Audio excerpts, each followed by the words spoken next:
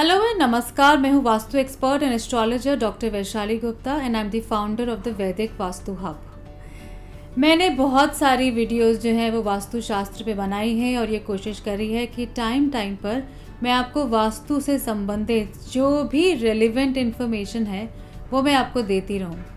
वैसे तो वास्तु शास्त्र जो है वो एक बहुत ही प्राचीन और पारंपरिक शास्त्र है और शास्त्र नाम होने के कारण हम ये भी जानते हैं कि ये वेदों की परंपरा से प्रेरित है।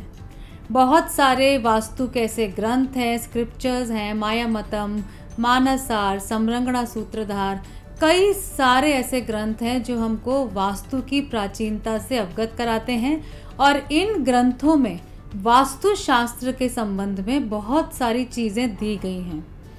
अगर हम इन सारे प्रिंसिपल्स को जो कि इन ग्रंथों में दिए गए हैं, अगर हम इनको फॉलो करते हैं तो ऐसा कहा गया है कि हमारे जीवन में हर तरह की सुख और समृद्धि आती है। इनफैक्ट वरुण विहिरा ने बृहद संहिता में कहा है कि वास्तु शास्त्रम प्रवक्ष्यामि लोकानाम हित काम्यया, यानी कि I hear bye प्रोपाउंड the doctrine of vastu शास्त्र for the well-being of human beings। मनुष्य मानव की बेहतरी के लिए, मानव जीवन की बेहतरी के लिए, मानव जीवन के आदि भौतिक, आदि दैविक और आध्यात्मिक विकास के लिए मैं वास्तु शास्त्र का जो प्रिंसिपल है, वास्तु शास्त्र का जो फिलॉसफी है वो प्रेजेंट करता हूँ। हालांकि वास्तु शास्त्र जो है, जैसा कि हम आज जानते हैं, वो बहुत ज़्यादा जो है वो मटीरियल डिज़ायर से, यानी कि जो आदि भौतिक सुख हैं उनसे रिलेटेड है कि हमारे घर में जो है समृद्धि रहे, हमारे घर में पैसा रहे, हमारे घर में हेल्थ अच्छी रहे, हमारे जो भी इस जन्म के फिज़िकल डिज़ायर्स हैं वो पूरे हों। बट कहीं ना कहीं जिन 18 महर्षियों ने वास्तु शास्त्र का वर्णन किया है, उन्होंने बोला है कि आदि भौतिक के अलावा आदि दैविक और आध्यात्मिक जो एक एंगल है वास्तु का, वो भी पॉसिबल है। एक बार आपको अपने जीवन में सारी चीज़ें मिल जाती हैं, so obviously you will look to something higher. आप किसी ऊंची चीज़ को देखना चाहेंगे। बहरहाल ये तो वास्तु के बारे में जो है थोड़ा प्राचीनता के बारे में बात हो गई, लेकिन वास्तु शास्त्र की सबसे अच्छी बात ये है कि वास्तु शास्त्र के उन प्रिंसिपल्स को हम आज मॉडर्न टाइम्स में भी अप्लाई कर सकते हैं। कुछ प्रिंसिपल्स ऐसे हैं जिनको आधारभूत रखते हुए अगर हम मॉडर्न डे में उनको अप्लाई करते हैं तो भी उनकी वैलिडिटी, तो भी उनका जो रिजल्ट है वो वैसा ही है। जैसे कि रंग उपचार के बारे में वास्तु शास्त्र में बताया गया था, रत्न उपचार के बारे में बताया गया था। ये बताया गया था कि जो पृथ्वी तत्व है वो पीत वर्ण है, जो अग्नि तत्व है वो रक्त वर्ण है, जो वायु तत्व है उसके बारे में बताया था, जो जल तत्व है वो नील वर्ण है। तो इस तरीके से आकाश का अपना कोई रंग वर्ण नहीं है। तो ये सारी चीज़ें दी गई थी और इनको हम आज के टाइम में अगर मॉडर्न वे में अप्लाई कर लें तो वास्तुशास्त्र की प्राचीनता और आज की मॉडर्न डे अडेप्टेशन दोनों चीज़ें हो सकती हैं। ये तो हम सब जानते हैं कि आजकल ज़्यादातर लोग जो हैं वो अपार्टमेंट्स में रहना प्रेफर करते हैं, because of the security, because of the maintenance, because of the convenience. और बहुत अच्छा भी है क्योंकि ये कम्युनिटी लिविंग को प्रमोट करता है। और जब भी कोई त्यौहार आते हैं, फेस्टिवल आते हैं और हमारा परिवार हमसे अगर दूर हो तो हमें बिल्कुल ऐसा नहीं लगता कि हम जो है वो अपनों के बीच में नहीं हैं। एंड हम में से कुछ लोग ऐसे हैं जो कि नवरात्र में नए घर लेते हैं, दिवाली में नए घर लेते हैं, नए साल पे लेते हैं, और हम उनको ऐसा भी करते हैं कि समय समय पर रेनोवेट कराते हैं, हम अपने घर के इंटीरियर्स चेंज कराते हैं। तो आज का जो ये स्पेशल वीडियो है, इसमें मैं आपको ये बताने जा रही हूँ कि आपके घर के जो इंटीरियर्स हैं, आपके घर की जो इंटरनल एनर्जी है वो वास्तु शास्त्र के अनुसार कैसी होनी चाहिए। और मैं एक बार आपको फिर बता दूं कि वास्तु शास्त्र जो है वो हमें यही नहीं बताता कि कौन सा कमरा कहाँ पर हो या कहाँ पे हम क्या चीज़ रखें।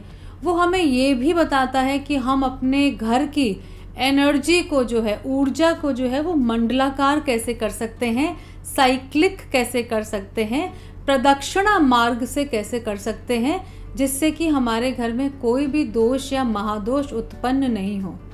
तो आपको सोच करके लग रहा होगा कि क्या इंटीरियर्स से भी मेरे घर में वास्तु का बैलेंस हो सकता है, या सिर्फ मैंने महाद्वार देख लिया, टॉयलेट्स की लोकेशन देख ली, किचन की लोकेशन देख ली, वही पर्याप्त है। वेल, दैट इज़ इम्पॉर्टेंट, वो सबसे ज़्यादा ज़रूरी है। लेकिन एक बार हमारा घर डिसाइड हो गया, अगर उसमें कोई छोटे मोटे वास्तु फॉल्ट्स हैं तो इंटीरियर्स के द्वारा भी आज मैं आपसे ये बताने जा रही हूँ कि आप कैसे उनको बैलेंस कर सकते हैं। So once again, I am vastu expert doctor Vaishali Gupta, और अब मैं आपको बताऊंगी कि इंटीरियर्स में ऐसी कौन सी चीज़ें हैं जिनका कि अगर आप ध्यान रखते हैं तो आपकी जो घर की ऊर्जा है वो मंडलाकार हो सकती है, बैलेंस्ड हो सकती है, और हर तरह के जो अच्छी चीज़ें हैं जैसे कि धैर्य आएगा, स्थैर्य आएगा, क्षेम आएगा, आपके अंदर जो है मांगल्य आपके जीवन में आएगा और आयु की भी वृद्धि होगी। और कैसे ये हम करें, अब मैं आपको बताती हूँ। सबसे पहले हम बात करते हैं कि जो मैंने बात करी कि वास्तुशास्त्र में जो है वेट मैनेजमेंट बहुत ज़्यादा इम्पॉर्टेंट है। अगर हमारे ओवरऑल घर का वेट बैलेंस ख़राब हो जाता है तो हमारे घर की जो ऊर्जा है वो डिस्टर्ब हो जाती है। ऊर्जा डिस्टर्ब होते ही हमारी जो पर्सनल एनर्जी है, यानी कि बाह्याकाश के डिस्टर्ब होने से हमारा जो चिदाकाश है, अंदर की एनर्जी है, वो भी डिस्टर्ब हो जाती है। इसलिए बहुत इम्पॉर्टेंट है कि हमारे आसपास का सराउंडिंग अच्छा हो। अब मान लीजिए कि आपने अपने घर में वेट मैनेजमेंट में इसी बात का ध्यान नहीं दिया कि आपका जो घर है उसमें फर्नीचर प्लेसमेंट ओवरऑल घर में और हर कमरे में ऐसा होना चाहिए कि साउथ और वेस्ट का जोन भारी हो, नॉर्थ और ईस्ट का जो जोन है वो लाइट हो। हमारी जो पृथ्वी है वो नॉर्थ ईस्ट की तरफ टिल्टेड है, इसलिए उसको हम हल्का रखने में मदद करें, प्रकृति के हार्मनी और ऑर्डर को सपोर्ट करें, और अपने घर में भी नॉर्थ और ईस्ट को लाइट रखें। वैसे भी वास्तुशास्त्र में तो जो वास्तु देवता हैं, वास्तु पुरुष है, उनका जो शीर्ष है हमने देखा है वो अधोमुख होकर के अंजलि मुद्रा में लेटे हैं, और उनका जो शीर्ष है वो ईशान कोण की तरफ आता है। अब आप सोचिए, आप नॉर्थ ईस्ट में बहुत ज़्यादा अगर वेट ऐड कर देते हैं और अपने कमरे का साउथ वेस्ट हल्का रखते हैं, नॉर्थ ईस्ट भारी करते हैं, एनर्जी रिवर्सल करते हैं, तो नॉर्थ ईस्ट जो हमारी क्लैरिटी ऑफ थिंकिंग को डिनोट करता है वो भी अफेक्ट हो जाता है। So rule number 1 for interiors, weight management. अपने घर में हर फर्नीचर को ओवरऑल घर में और हर कमरे में ऐसे प्लेस करने की कोशिश करें कि साउथ और वेस्ट भारी हो। कबर्ड साउथ वेस्ट की तरफ आएँ, हमारे जो बेड्स हैं वो साउथ और वेस्ट की तरफ जाएं, और जो हल्का सामान है वो नॉर्थ और ईस्ट की तरफ आए। देखिए, मास्टर बेडरूम, गेस्ट बेडरूम, इन सब बेडरूम्स में तो ये होना थोड़ा सा मुश्किल हो सकता है, क्योंकि कमरे कभी कभी छोटे होते हैं और हमें सारा सामान एडजस्ट करना होता है। लेकिन जो बाकी कमरे हैं उसमें कम से कम आप ध्यान दीजिए, जैसे आपका लिविंग रूम है, आपकी फैमिली लॉबी है, या आपका कोई अन्य एंटरटेनमेंट रूम है, कि ब्रह्म स्थान खाली हो, नॉर्थ और ईस्ट लाइट हो, और साउथ और वेस्ट भारी हो। ऐसा करने से नंबर 1 आपके घर में जो तत्व हैं उनका एक बैलेंस फॉर्म होगा, एक वेट मैनेजमेंट जो है वो अचीव होगा। अब बात कर रहे हैं तत्वों की, तो ये भी ध्यान देना है कि इंटीरियर्स में किचन अग्नि की तरफ आए, मास्टर बेडरूम पृथ्वी की तरफ जाए, और टॉयलेट्स जो हैं वो वायुव्य कोण की तरफ जाएं। तो इन चीज़ों का भी ध्यान रखें। एक और चीज़ जो इंटीरियर्स में बहुत ज़्यादा इम्पॉर्टेंट है वो है हमारे डोर्स, विंडोज़ और ओपनिंग। हालांकि ये कंस्ट्रक्शन का पार्ट है, लेकिन ये हमारे घर की ऊर्जा में बहुत ज़्यादा असर लाते हैं। अगर हम वास्तुशास्त्र की माने तो साउथ और वेस्ट की तरफ से सूर्य की पिंगला स्ट्रीम्स का आगमन होता है, जो कि हमारे ओवरऑल पर्सनल एनर्जी के लिए, घर की एनर्जी के लिए उतनी अच्छी नहीं मानी जाती। और सूर्य जब 11 बजे से लेकर 5 बजे तक वेस्ट की तरफ जा रहा होता है, साउथ की तरफ से, तब वहाँ पे पिंगला स्ट्रीम्स आ रही होती हैं, और वो पिंगला स्ट्रीम्स जो है हमें ब्लॉक करनी है। तो इसका मतलब है कि जो साउथ वेस्ट और साउथ ईस्ट की विंडोज़ हैं, इनको अगर हम खासकर 11 से 5 के बीच में बंद रखें तो वास्तुशास्त्र के अनुसार अच्छा माना जाता है। और नॉर्थ और ईस्ट की जो विंडोज़ हैं उनको आप जितना ज़्यादा खुला रख सकते हैं वास्तु के अनुसार उतना ही अच्छा है, क्योंकि वहाँ से आने वाली जो मून स्ट्रीम्स है, जो ईड़ा किरणें हैं, वो हमारे घर को ठंडक देती हैं, साथ ही हमारे घर की ओवरऑल प्रोस्पेरिटी, लेडीज़ हेल्थ और हमारे जो घर के गृह स्वामी हैं, ओवरऑल जो ऑक्यूपेंट्स हैं, उनकी वेलबींग का ध्यान रखती हैं।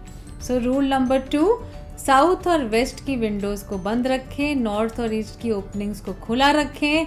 और अगर आपके अपार्टमेंट में साउथ और वेस्ट में बड़ी बड़ी बालकनीज आ रही हैं तो खासकर 11 से 5 के बीच में आप उनको बंद रखें, उनके दरवाज़ों को, और वहाँ पे थिक या हेवी कर्टन्स डाल के रखें, जिससे कि पृथ्वी तत्व जो साउथ और वेस्ट से रिप्रेजेंट होता है वो कमज़ोर नहीं हो।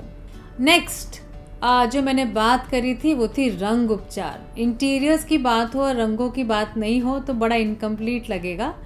तो वास्तुशास्त्र में जो है वो तत्वों के अनुसार कलर्स दिए हैं, डायरेक्शंस के पर्टिकुलर कलर्स दिए हैं। तो नॉर्थ और नॉर्थ ईस्ट जोन जो है उसको वास्तुशास्त्र में जल का जोन माना जाता है, यानी कि उसको पानी, वाटर जोन माना जाता है।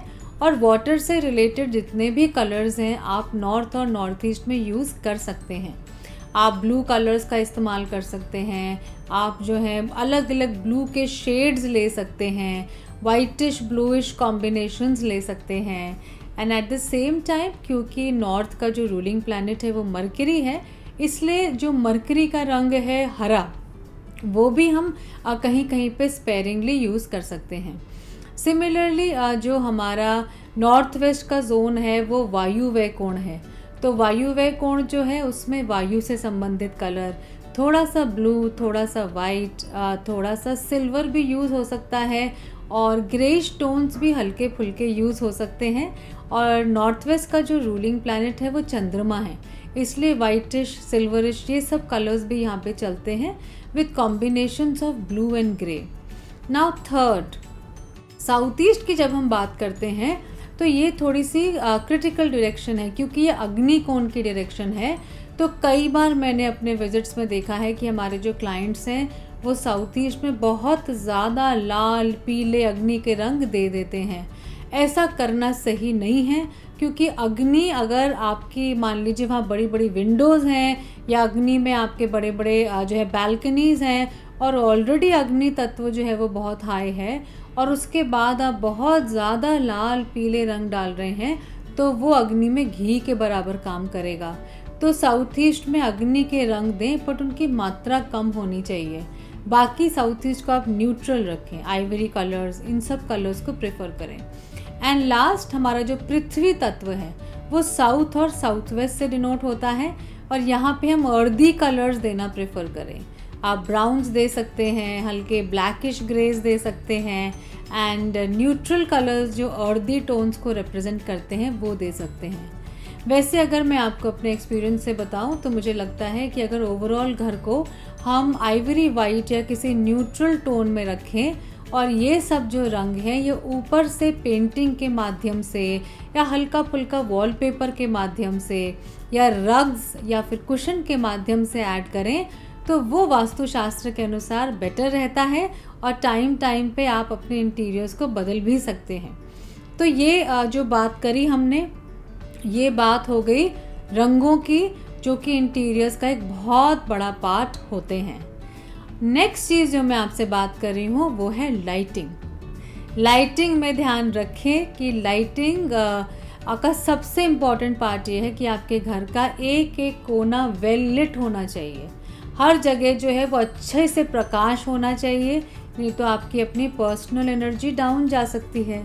कई विजिट्स में तो मैंने ये भी देखा है कि लोगों का जो मेन एंट्रेंस होता है वही इतना डैम्प और डार्क होता है कि ऐसा लगता है कि वहाँ से कुछ भी जो पॉजिटिव ऊर्जा है वो आ ही नहीं रही है, और घर में घुसते समय ही जो है वो मन में एक, जैसे कहते हैं, बैठ सा जाता है मन, अच्छा नहीं लगता।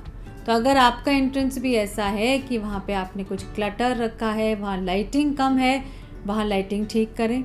बाकी अपने सारे बेडरूम्स में और अपने लिविंग रूम में भी अच्छे अमाउंट में लाइटिंग दें। भले ही आप एम्बिएंट लाइटिंग यूज़ करें, सारी लाइटिंग एक साथ नहीं यूज़ करें, बट लाइटिंग का प्रोविज़न होना चाहिए।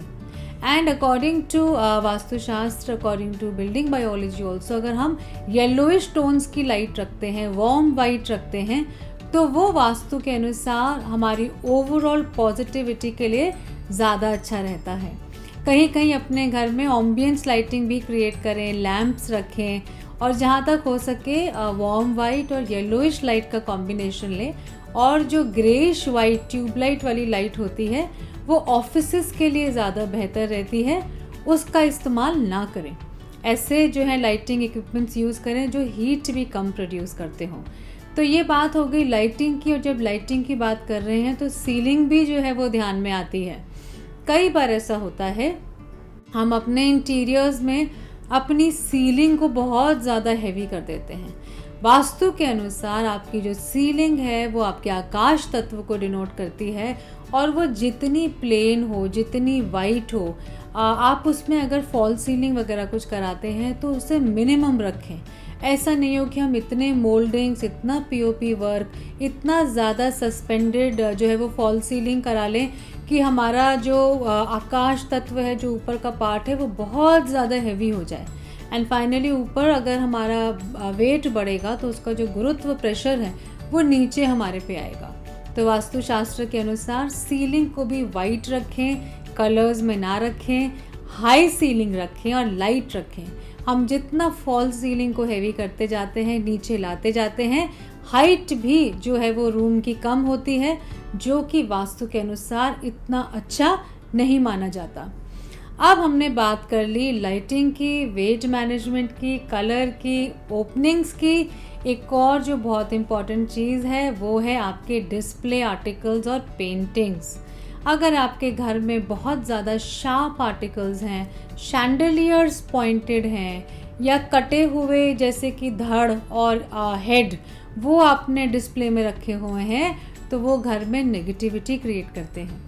एट द सेम टाइम अगर आपके घर में ऐसी पेंटिंग्स लगी हैं जो कि वॉर के सीन्स दिखाती हैं, या कुछ ट्रेजेडी दिखाती हैं, कोई सैड मोमेंट दिखाती है, वो भी वास्तु के अनुसार अच्छा नहीं है, क्योंकि हमारी पर्सनल ऊर्जा जो है वो उससे अफेक्ट होती है, और हमारी जो कॉन्शियसनेस है, हमारी जो चेतना है, उस पर उस पर्टिकुलर इमेज का एक दुष्प्रभाव पड़ता है।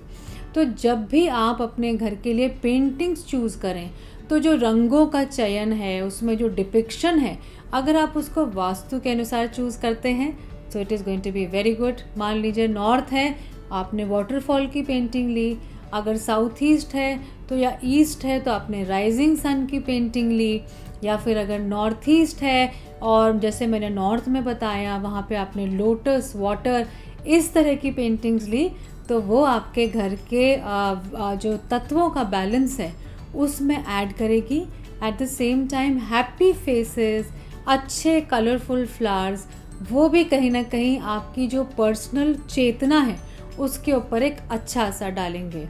तो ये बात हो गई पेंटिंग्स की। And last but not the least, जैसे मैंने डिस्प्ले आर्टिकल्स की बात करी, डिस्प्ले आर्टिकल्स भी ऐसे रखें जो कि आपके वास्तु के अनुसार और आपके घर के इंटीरियर्स के अनुसार जो है वो बैलेंस्ड लगे, बहुत ज़्यादा शार्प नहीं हो, पैने नहीं हो। इन चीज़ों का जो है आप ध्यान रखें। और फ्लोरिंग में अगर आप mostly neutral colour marble use करते हैं, ऐसा कहा जाता है कि मार्बल जो है वो नेचुरली बहुत पॉजिटिव मटेरियल है, तो आपको मार्बल का भी यूज़ करना चाहिए। तो अपने इस वीडियो में मैंने आपको बताया कि इंटीरियर्स में कौन सी ऐसी 5-6 चीज़ें हैं जिनका कि आप ध्यान रखें अगर आप एक नया घर लेने जा रहे हैं या प्लान कर रहे हैं अपने घर के इंटीरियर्स को चेंज करने के लिए। और बाकी तो मैंने अपने वीडियोस में टाइम टू टाइम बताया ही है कि नॉर्थ ईस्ट में वाटर फाउंटेन्स लें, और ईस्ट में जो है हॉर्सेस लें, और वेस्ट में रॉकरी लें, साउथ वेस्ट में भी रॉकरी लें, वेस्ट में मेटल के आर्टिकल्स लें। ये सारी चीज़ें मैंने आपको बताई हैं।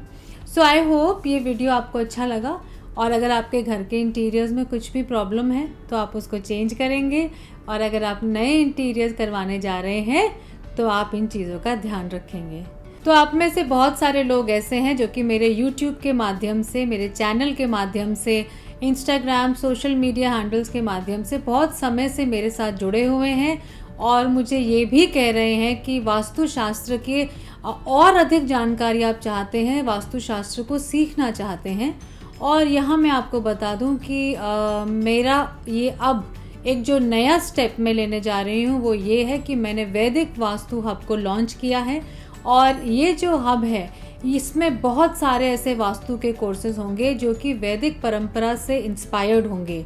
ये वैदिक वास्तु को जो है उसकी अवेयरनेस के लिए, इसके कोर्सेज के लिए जो है खासकर मैं वैदिक वास्तु हब को लॉन्च कर रही हूँ। और आप में से जो लोग वास्तु को और डीपली जानना चाहते हैं, वास्तुशास्त्र को सीखना चाहते हैं, उनके लिए जो है वैदिक वास्तु हब एक बहुत ही गोल्डन अपॉर्चुनिटी है। और अगर आप इसकी मेंबरशिप लेते हैं तो आप बहुत सारे वैदिक वास्तु से संबंधित कोर्सेज कर सकते हैं। साथ ही वैदिक वास्तु में जो भी रेमेडीज़ यूज़ की जाती हैं, जो भी उपचार किए जाते हैं, उसकी भी जो तमाम जानकारी है वो आपको वैदिक वास्तु हब पे मिल सकती है।